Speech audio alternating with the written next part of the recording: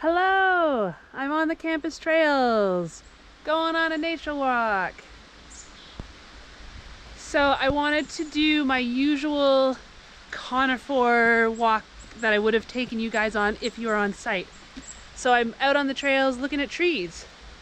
So one of the first ones I always stop at is this tree here. There's a bunch of them in this forest. As I look around, we're right beside the creek.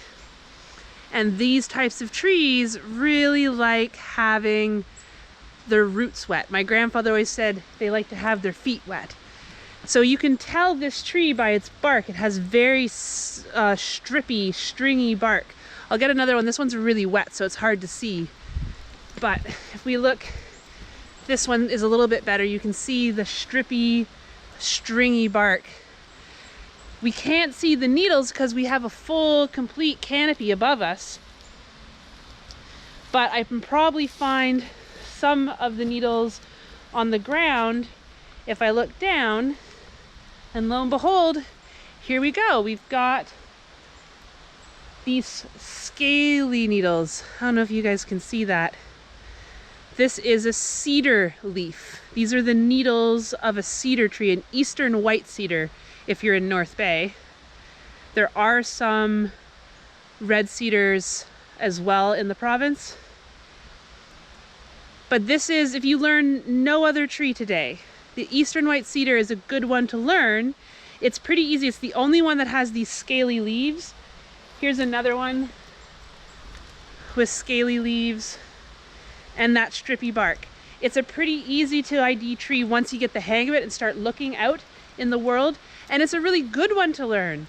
In terms of traditional knowledge, the Anishinaabe of the area have been using cedar to split and create canoes for years.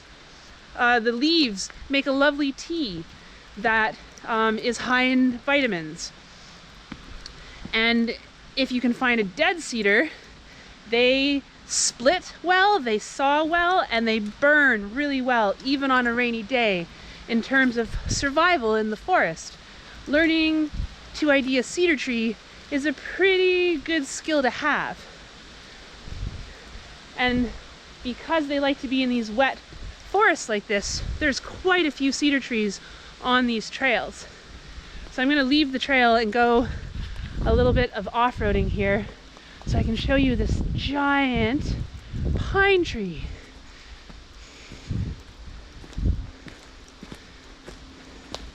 So here I've got a big white pine, Pinus strobus. And we have several really big old white pines. They can live hundreds of years. If we look up, we can see way up in the distance the needles in the canopy. But you can't always go up, you can look down. So again, here are the needles. And white pine are in bundles of 5. So I'm gonna use my other hand here.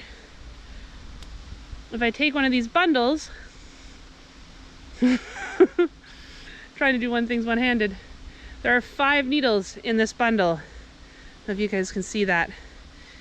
It's a white pine. The red pines have 2 needles in a bundle, and so do the jack pines. Oh, look at this, guys. Some witch's butter. It's a type of fungus. It's been such a wet late summer here in North Bay. We have a lot of mushrooms. So this bark here, this scaly bark, is a black spruce. I can't see the needles, but because we're in such a wet, waterlogged soil, I know it's a black spruce. Black spruce grow in wet environments. White spruce grow up high in the upland environments.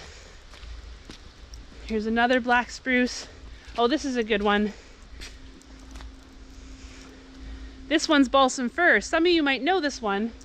You can see these little blisters popping up. If you take a stick, maybe I can take one of these dead sticks. You can pop those blisters and you get sap. As a kid, we used to take this stick with the sap on it and throw it in the water, and it would make these rainbows. Actually, there's a puddle. I'm going to try it. But again, balsam fir is a great tree to know in terms of traditional uses, the sap has antiseptic properties, so it's been used in a number of traditional medicines.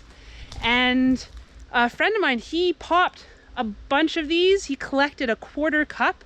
He mixed it with bacon grease and turned it into a waterproof paint to fix his canoe when he was out in the forest. All right, I'm going to try throwing this in the water. I'm not sure it's going to work today. You need a little bit of sun because the sap is oily and it reflects the light. I can see it, but I can't really see it well. We need a sunnier day for this to work. But something you should try. Balsam boats are really fun. Looking at the rainbows they produce in the water and they swirl around. It's a lot of fun.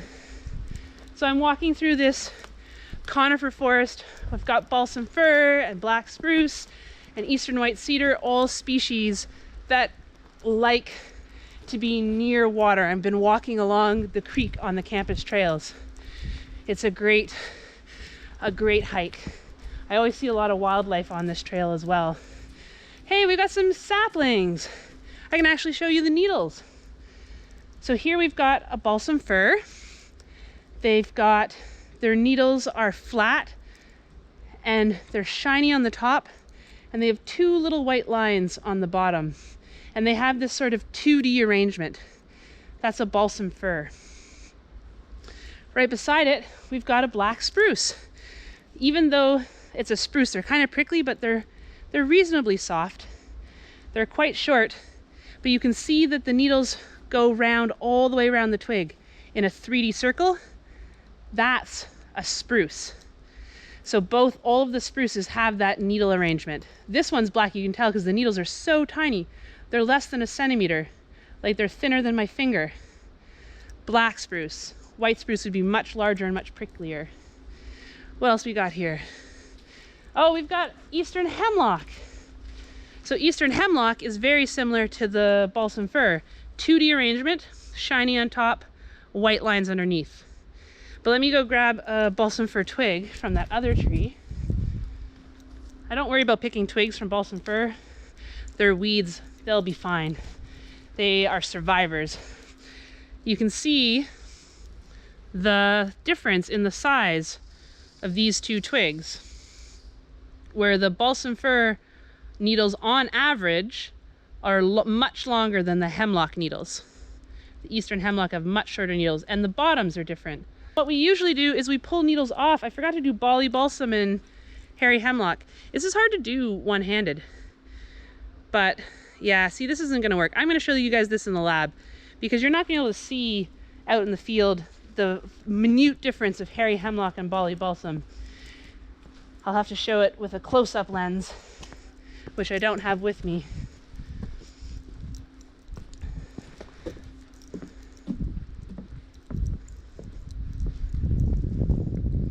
Sorry, I'm concentrating. I'm walking across a causeway here. I'm balancing on rocks. Oh, blue jay. Here's another cedar tree that's fallen over. You can see those scaly needles and the strippy bark on the falling over tree. Another spruce, 3D arrangement of needles. Oh, blue jays are beautiful, but they can be annoying sometimes.